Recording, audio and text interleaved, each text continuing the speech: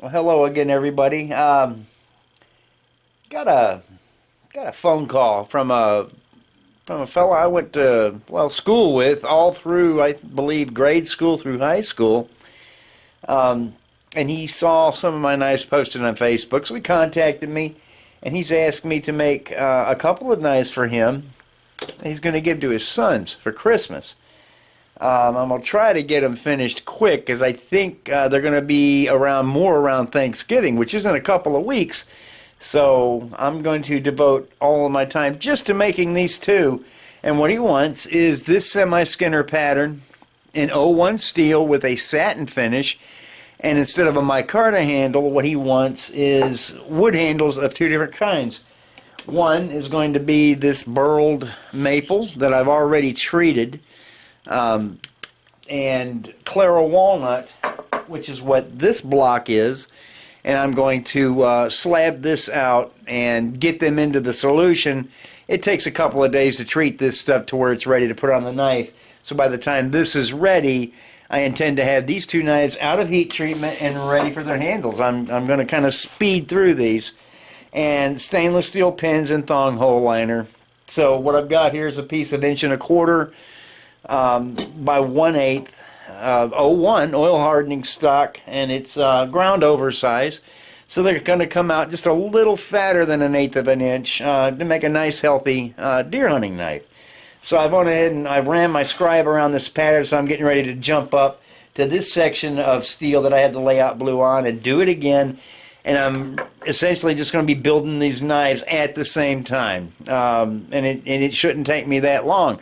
So I can get them finished and get some sheaths made and get them into the post for him so I can get him to his boys. So I will be including different shots of the build like I always do, and maybe making them a little more condensed because this is kind of rushing on this one, but not terribly. But this is all I'm going to be devoting the next 2 weeks to, is making these knives. Alright, two patterns laid out. I'm going to go bandsaw this stuff out and get them profiled and show them to you when we have that part done. Okay, have them both profiled. I have the surfaces cleaned up just to take off the scratches from hanging around my shop and get that bluing off there. And then I have the pinholes drilled, the lanyard hole drilled, and everything's countersunk on both of them. So now what I'm going to do is lay out my cutting edge. Twin lines here like I always do. Going to pull this one down since it's a field knife and a rather robust field knife. I'm going to pull this down to about 40 thousandths before I taper in for a cutting edge. So I want a nice strong edge on these things because you don't know really what you're going to do with these in the field. You might be slicing them with 1 minute and you may be chopping with them the next minute, and whatever they decide to do, I want the knives to hold up to it. So I'm going to get some bluing on here. I'm going to take some of the cutting oil off, and then we're going to lay out for the cutting edge, and then we're going to grind these. Okay, two knives just came out of the quench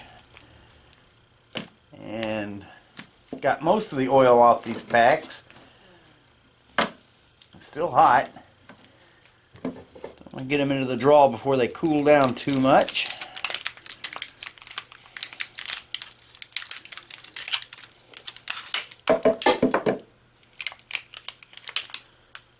Let's see if I can get through this without having to reach for a Band-Aid.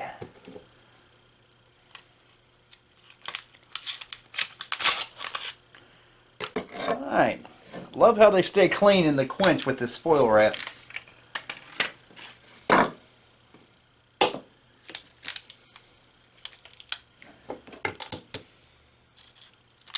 Still got more than a week to go for Thanksgiving, so I think we're going to make our deadline.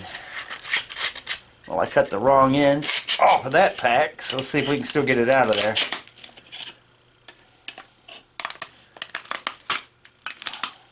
These pliers won't grip this steel very well because the steel is glass hard right now. There we go. And I didn't stab myself or cut myself. Could be some kind of record.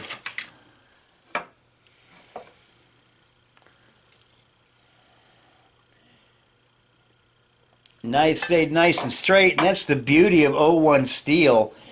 It's really stable in heat treatment. It's one of the reasons so many guys like it.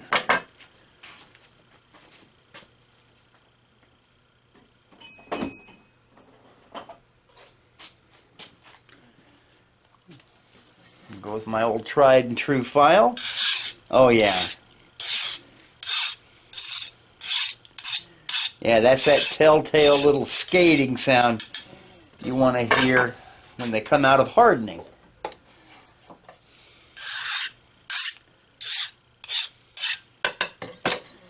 Yeah, hard stuff. Alright.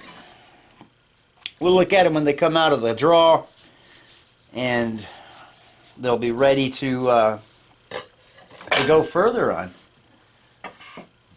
But the hardening went really well. These knives will hold a great edge. See you in 2 hours. Okay, the knives are out of the drawing oven now, so they are tempered. And I had just put them over on the anvil to pull the heat out so I can handle them. They're still fairly warm. But this is the color that you want in O1 steel after it comes out of the draw. You want just a scattering of that purplish blue. You want to see that kind of throughout. And then you still want to see hints of the straw color. And that just indicates temperatures the steel has reached to retain the hardness we want, but still give us some flexibility. For these deer hunting knives, what you want to be able to do is when you're opening up an animal and they have that pelvic joint, you can get this knife down into the pelvic joint and then push and open your animal up and let it get cooled out and not worry about your blade snapping. So there is a lot of spring temper in this steel and a lot of edge holding. So I know I didn't show the rough grinding, but I will show some of the finish grinding that we're going to be doing to get these blades up to final polish so we can put our handles on. And for the handles, I showed you these at the beginning of the video. This is the maple burl, and it's ready to go. And for the walnut, I showed you that little block of Claro that I did have, but since that part of the video, I went to Woodcraft and I found some other nice pieces of Claro, and basically they were just in a scrap box where you just buy a bundle of them for cheap. And I found some that I actually liked better than what I had. So I did slab out a couple pieces of that, and what I chose was a piece of Claro that is going to come closer to matching the striping, the curly part of this burl. And this is a chunk of it that I just sanded on the face, and I want to show you. Just take a little lacquer thinner if you want to know what a piece of wood is going to look like after it's finished, and just wipe some lacquer thinner on it. And then you can kind of see, it'll show you the grain, and it will be greatly accentuated by the finish that it's going to have when it comes out of that treatment. But this has some really nice figuring through it. So the handles that I have just about dry and ready are going to look like this section. I chose the prettiest section, and all I do is I just take this on my bandsaw and I resaw it and then sand them up fairly true, and then I get them into the solution and pull a vacuum on it, and then that hardener gets in there where the air used to be and really makes these handles stable. And then I have a two-part finish that is an epoxy that I will put on these handles after I get them on the knives. That is a waterproof epoxy, and it's supposed to be really nice stuff. This will be the first time that I've tried it, but I want them to be a little more weatherproof than this leaves them, and this treatment leaves them pretty darn weatherproof. So we're going to go to finish grinding these, get them up to final polish, and I will show you bits and pieces of that, and then we'll be putting the handles on. These knives are coming along great. I'm very happy with them, and I think that Kent will be happy with what he gets.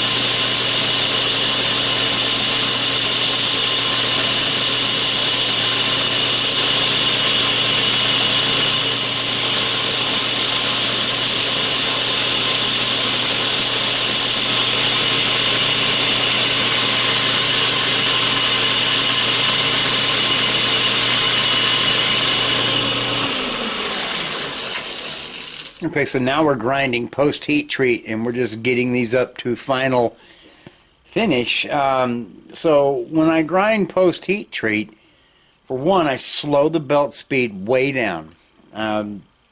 This is where you take your time. And two, if you notice, I keep a lot of my finger right against that steel. One, for support, and two, to feel the heat. And it doesn't ever get too hot for me to touch. If it starts getting a little warm, I just reach over and give it a quench in this water over here, and I keep the blade cool to preserve the heat treatment. And it doesn't take long to go from what we did before heat treat to what the knife's going to look like when it's finished. And we're almost done with this side at this grit, and we're stepping up. This is a well-used 80 grit belt, and we're running all the way from 80 up to about 800, and then we'll go from there to hand sanding. But it happens pretty quickly. Just takes a few passes to get it cleaned up, and then you just step up and up and up, and before you know it, you're done. So I'm going to move the camera back so I can get over here and get down on my work, and we'll show you these again just when we're getting ready to put the handles on. But they're turning out nice. Good session of heat treatment.